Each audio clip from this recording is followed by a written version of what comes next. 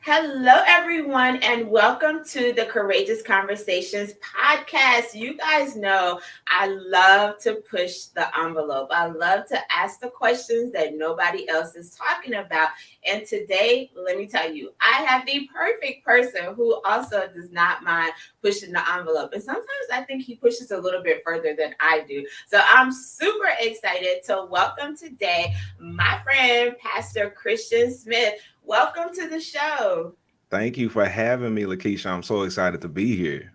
Well, I'm excited to have you because you've been on this journey toward deconstructing your theology. So as you introduce yourself to our community, just share a little bit about yourself and kind of like where you are on your journey.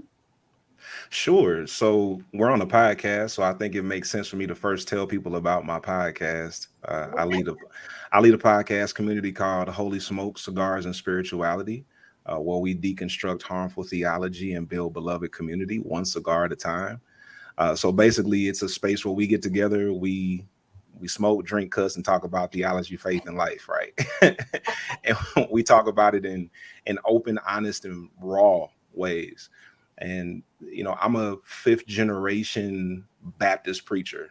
Wow. So yeah, my dad, my granddad, my great granddad, and his uncle were all Baptist preachers. Wow. So I people assumed I would be a preacher like my whole childhood. That wasn't really something that I was trying to do. I was trying to, move in the corporate sector, but my calling brought me back, and my journey through seminary really challenged me and stretched me when I got into this space with all these other people who were professing Christians but believed totally different from me. Wow. And I had to figure out, what am I going to do with this new reality? Because growing up in a National Baptist context, I lived in a theological echo chamber Yeah. Yeah. where everybody was just creatively regurgitating the same doctrine. Mm-hmm. So when I learned that there was so much more to theology, there was so much more to my heritage and my faith tradition, and so much more to the world, Yeah. I personally felt like I had no choice but to explore it. Right. And that has led me to this point in my journey. So I have to ask, because you said, with your podcast, you guys are like smoking and drinking, well, smoking cigars. We have to be specific because some people hear smoking and they think about other stuff. So y'all are smoking cigars, drinking and cussing. Like, how does that kind of mesh with the theology that you grew up with? Because I know growing up in a traditional denomination, like smoking and drinking and cussing, that was just like, you're just the devil if you're doing those things. But I'm just like, yo, but like, is that what God really cares about? Like all the other stuff going on in the world. Like, does God care? Like, if I have a drink? Right. Yeah. And that's the whole idea. So Holy Smokes was created as a way to bring people together in a non-judgmental safe space where you can be your whole authentic self and Right. talk about these spiritual matters that you couldn't otherwise talk about in the church. But I recognize the people that I'm called to generally don't like church. Right. So I don't even introduce myself as a pastor to people when I introduce myself, because, words mean different things to different people. Right. Right. So I could tell one person I'm a pastor and they'll be like, oh my God, yes. I could tell another person I'm a pastor and they say, get away from me, Right. because I've been harmed by people like you. I've been harmed by the Bible that you preach from. I've been harmed by the church. So I don't want to hear anything that you have to say. But I know that I'm called to people who have been harmed by the church. Mm-hmm. So I had to figure out a way to position myself where they would at least be open to hearing what I'm about before they write me off. Right. Right. Right. And the Holy Smoke Cigars and Spirituality thing was so key because immediately people were intrigued about, what, cigars and spirituality? I got to at least see what this is about. Right.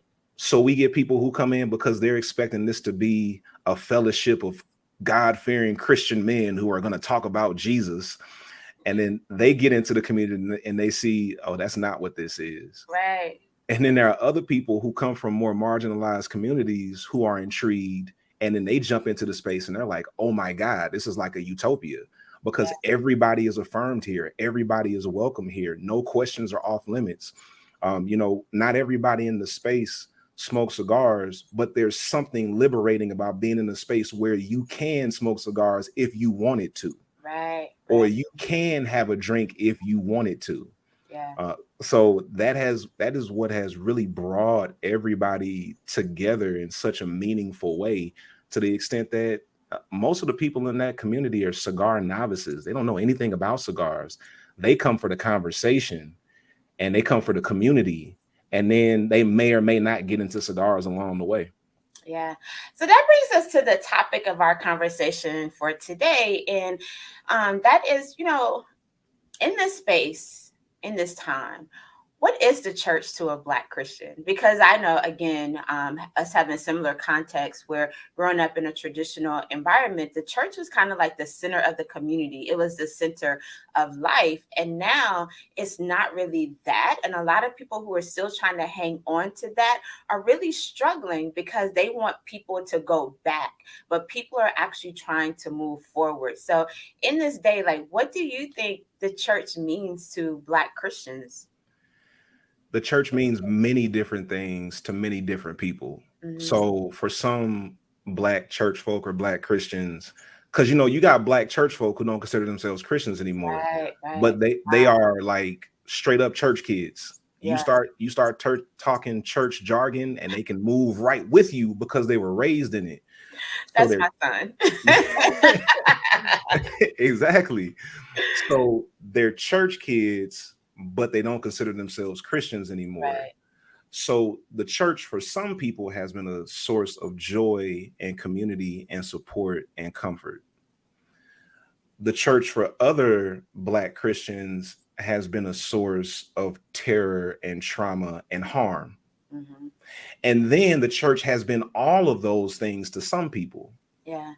And the challenge that many of us have, whether we love the church or whether we hate the church, is allowing for the nuance for both of those things to be true at the same time.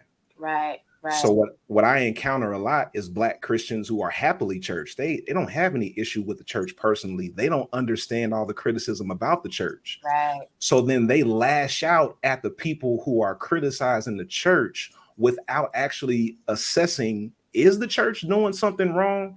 Yeah. Although I feel good about the church, all of these other people who are saying they've had negative experiences, should I listen to what they are saying and try to understand what they are saying? But many times, happily church folk just go into defensive mode and try to blame other people for how their experience in church has affected them. It's like, no, we need to be holding the church accountable.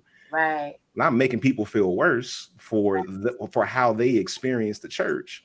At the same time, people who have left the church because they had bad experiences, oftentimes they don't appreciate nuance either.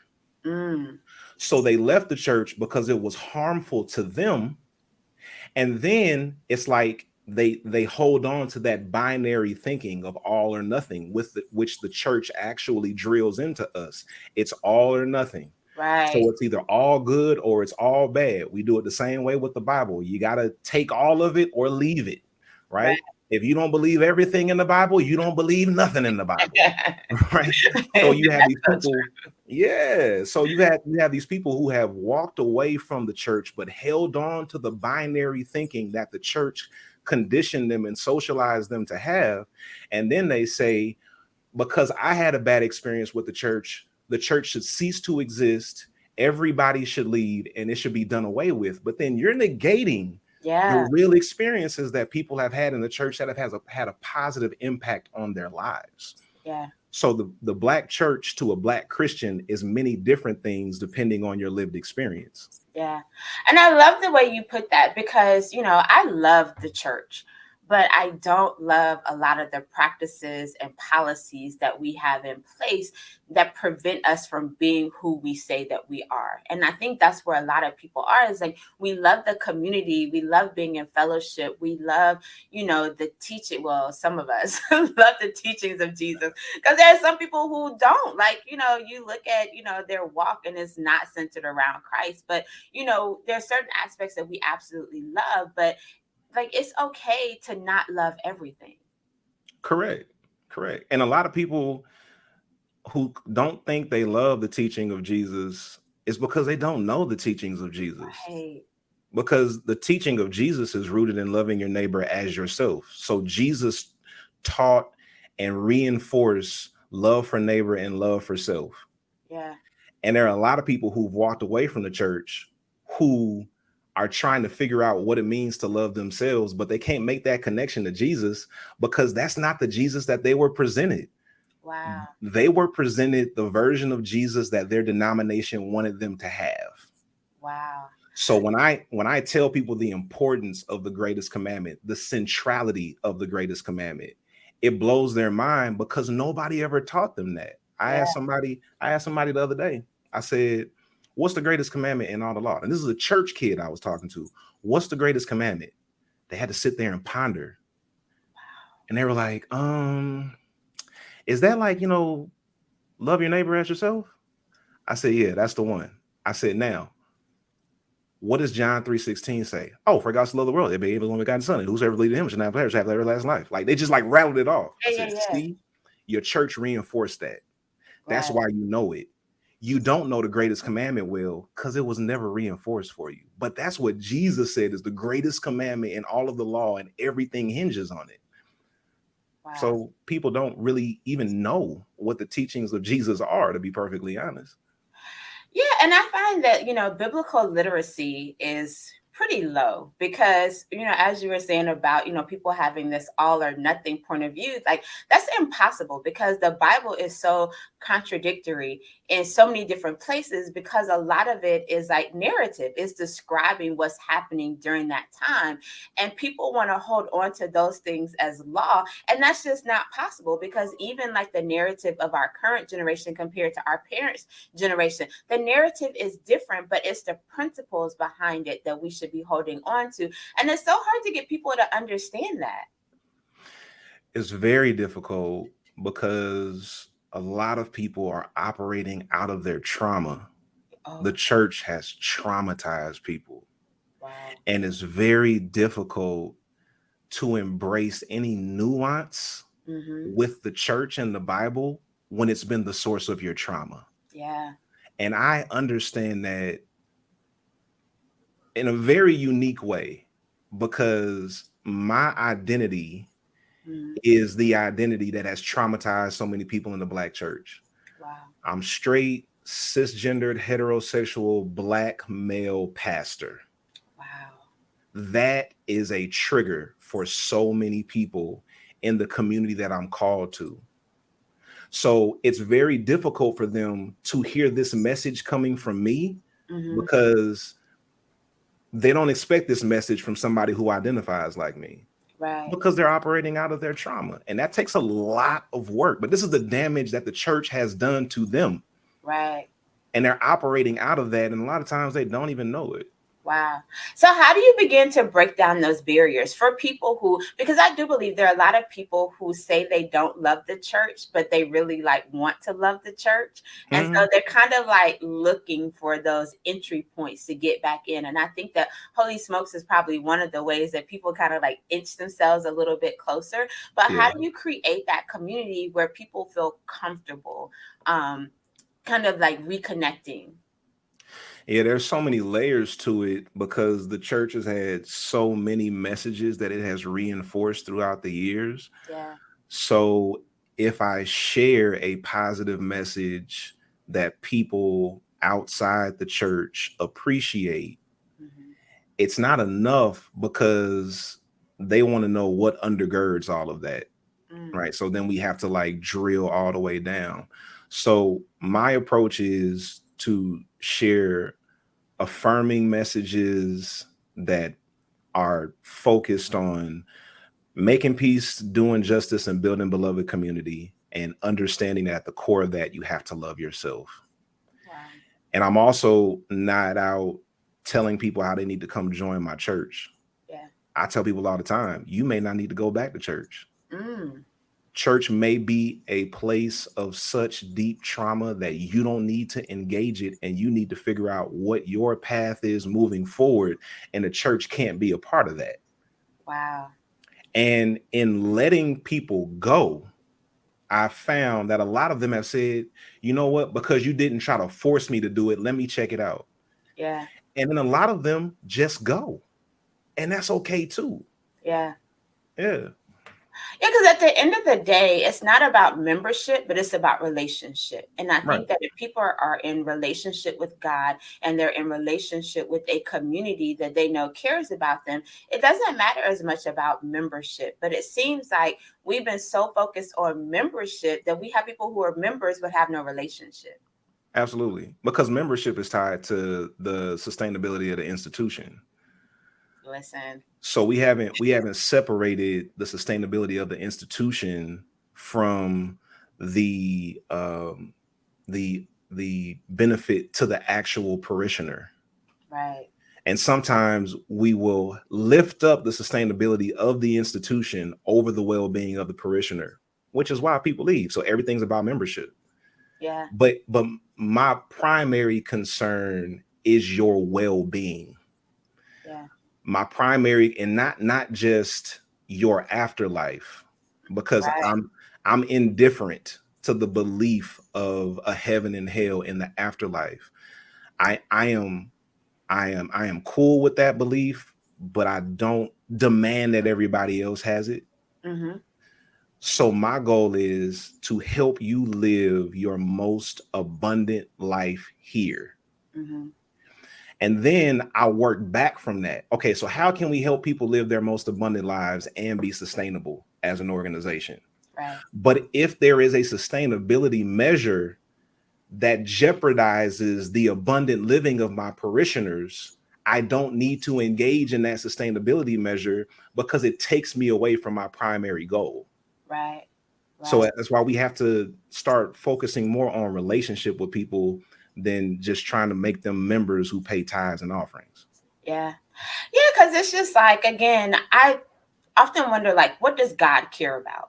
And, God doesn't care about our bills, but God cares about God's people. And I just truly believe that when we care for God's people, then God cares for us. But so many institutions have become more focused on, ensuring that their parking lot is paved, or they have a new fellowship hall, or they have the stuff, but then they don't think about the people. So you look at their budgets, like there's all this money going toward upholding the things, but nothing really going toward building up the people. Right. And there has to be a balance there because you do need money Yes. to keep up, the ministry. Ministry costs a lot of money, whether you have a building or not. My ministry is 90% virtual. We meet in person once a month. Oh, wow. And we will continue that for the foreseeable future until there is a demand for us to meet in person more frequently. But for right now, just basing it off of the demand, we meet once a month. But there's still a lot of work that goes into doing that. All these different social media platforms that we navigate, having the people in place to operate that stuff, communications, logistics, all of that still happens in the digital space. So the way that I approach people supporting the ministry is I say that you should give to the church based on the value that the church has added to your life. Ooh. So if this ministry adds significant value to your life, support it significantly. And if you're going to a church and you ask yourself that question, what value is this church to my life? If you can't answer that question in the affirmative, then the next question is, why are you going? Wow. Wow. So I think, that leads into kind of like the conversation around bad theology, because Mhm. there are some people who have been guilted into attending, guilted into giving, guilted into trying to live a lifestyle that does not feel natural to them. how do you help people to just release all of that and to let it go? Because for some people, it is so deeply ingrained in them that like liberation feels strange. To be Mhm. free to give, free to attend, free to be. Like some people just can't let go to actually walk in their liberation. If all you've known is bondage, Right, liberation is scary as hell. I mean, right. excuse my language, but liberation is intimidating. Yeah, Because if that's all you've ever known is that bondage, it reminds me of the story of Harriet Tubman. Harriet Tubman couldn't set everybody free right. because they didn't want to go because it was too scary. Because when I'm here, I know where my meal is coming from. I Mm-hmm. know how to deal with master. Because Mm-hmm. like master gonna do what master gonna do. So I know how to deal with master. But you taking me out there into the open terrain, like I don't people hunting me down out there. I have no protection out there. Like that's crazy. Theological liberation is the same way Yeah. because when you get theologically liberated and you start to really understand what it means to love yourself and set healthy boundaries, it ostracizes you from your current community. Yeah. And Yeah. that's one of the biggest threats of going through a deconstruction process is that loss of community. Mm, Because when you deconstruct, you evolve, you lean into yourself more. And the people who are accustomed to you being another way, they're not going to adjust with you right. many times. Yeah. So there's a lot at stake when someone chooses to evolve and grow in their faith beyond the embedded theology that was handed to them. Yeah, and you've actually had some experience with that because I've seen a couple of your posts where people will come in your inbox and have lots to say about about your theology, and you kind of put it out there that hey, this is like my belief. But how do you suggest that someone handles that, like as they're deconstructing, and as you said, like they might lose community or they might have family members who don't understand like their new liberated walk? How should people handle that? For me, the way I help people is the first thing to understand is that the relationship you have with yourself is the most important relationship you will ever have. Right. So it does not matter who else you're in relationship with if you don't have a good relationship with yourself. So first of all, it's important to understand what it looks like to set healthy boundaries, what it looks like to listen to your body, Mm, all of these different things. And then as you go through a deconstruction process, we just released an episode of the Holy Smokes podcast called Don't Deconstruct Alone. mm, We try to encourage people, find somebody you can do this with, find somebody you can have these conversations with. Your theology permeates every aspect of your life. yeah. If you're going to unpack this and undo it, doing it in isolation is like torture. Yeah. And it leads, a lot of times it leads to cynicism, a lot of times it leads to depression, it leads to deepening confusion because deconstruction is already confusing, but then it's like it feels like an abyss of confusion when you're doing it by yourself because you feel like you're by yourself. So all you got is your original community on one side telling you that you've lost your way, Wow. and on the other side you don't have anybody affirming your journey. Wow. So I tell everybody, find some people that you can do this with. And that's not an invitation to come to my church. Right. Community is not limited to church. The church does not have exclusive rights to community. So just find community with people who love you, that are going to walk with you, that are going to hold your hand, that are going to let you cry on their shoulder, who can cry on your shoulder, and work those things out together. And that's the reason why I created Holy Smokes and the faith community for people who need a place to land and are comfortable being in that space. So, what would you say is one of the major areas that people need to deconstruct, aside from the giving and the attendance and membership in church? Like, what is a theology that we often hold that is very harmful for us? Oh, LaKesha, there are so many. There are, right?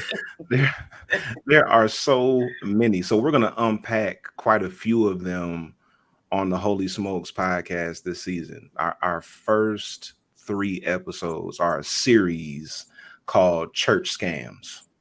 Ooh. So the church scams that we're going to unpack are binary thinking, which I Mm, talked about earlier, this all or nothing mentality. Hopefully, if as you deconstruct healthily, yeah. you realize how much nuance there is in the world. Yes. Yes. I'm a nuance enthusiast, so I'm always pulling out, well, hey, this is how one person experienced this. This is how another person experienced this. This is how one people group experienced this. This is how another people group experienced it. And then how do we make all of that work, right? Yeah. So binary thinking is one thing that we got to deconstruct. The other church scam we're going to talk about is the end of days. Oh.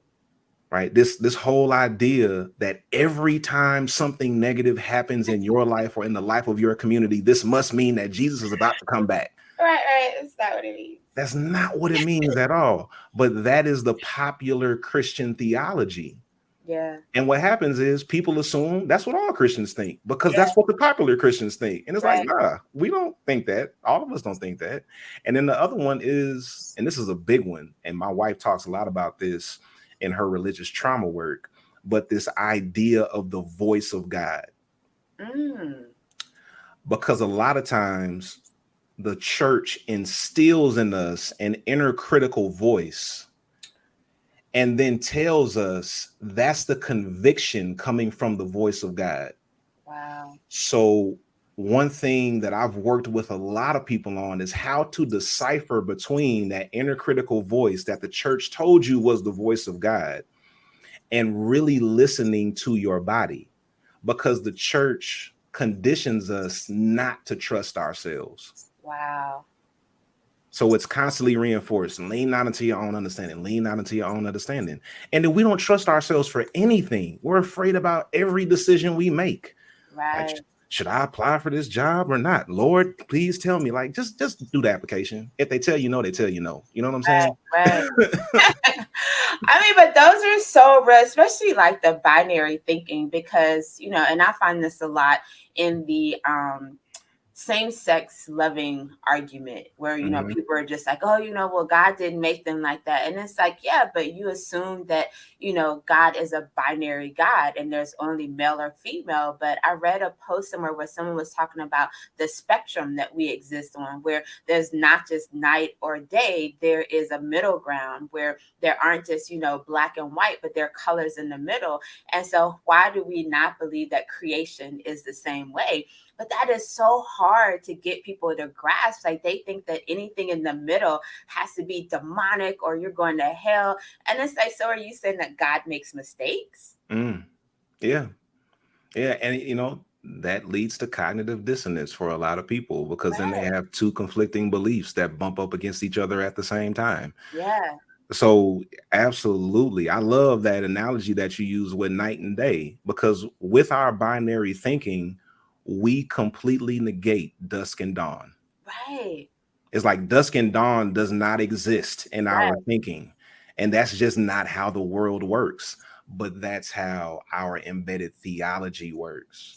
And Wow. our embedded theology permeates every aspect of our lives, which is why this work is important, particularly for Black Christians right now, because this movement is just beginning for Yeah. Black Christians. Like, white people have been doing it for a while, and we'll discuss more about the differences between how Black and brown people deconstruct and how white people deconstruct.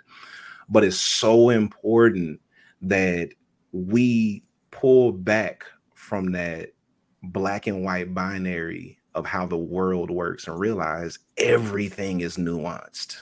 Yeah. Everything is. Yeah. Oh my goodness, I could talk to you all day because, as you all can see, like this is why I knew Kristian had to be the one to come on and have this conversation, because there is a lot that we need to deconstruct, and having a community access and resources. Like there are books that you guys can read that talk about liberation theology, womanist theology, ministry in the margins. Like it's not so central, it's not so black and white, it's not this thin line. Like us living according to God's word and God's will is, a slimmer line to follow, but there's so many different ways that you can live out your faith, and it doesn't have to look like, one specific thing. So before we go, tell our listeners and viewers like where they can find you, where they can get information. We'll post a link to your podcast in the comments for you all. Yeah, by all means, please go check out holysmokesmovement.com. You can get plugged into the podcast there. You can get plugged into our free Facebook group and the other ways that we have to connect. And then connect with me on TikTok. It's the Kristian A. Smith, at the Kristian A. Smith. So it's Kristian with a K, Kristian, middle initial A, Smith. The Kristian Smith on TikTok. We do a lot of content there on deconstruction and liberation and self-love and affirmation. So would love to connect with whoever is listening or watching. Wonderful, wonderful. And I'm a member of the Holy Smokes community, so I would love to see you guys in there. Yeah.